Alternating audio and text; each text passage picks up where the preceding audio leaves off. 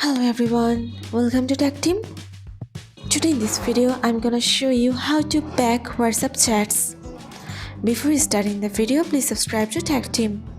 So let's get started. For this, you have to open your WhatsApp.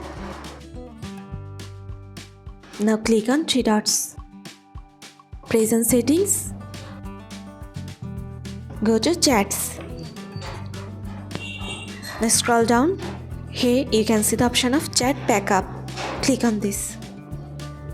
Now here you can select your Google account and automatic backups. You can set your time.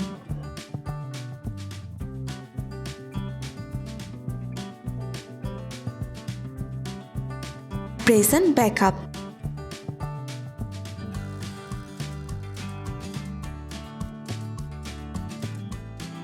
That's it.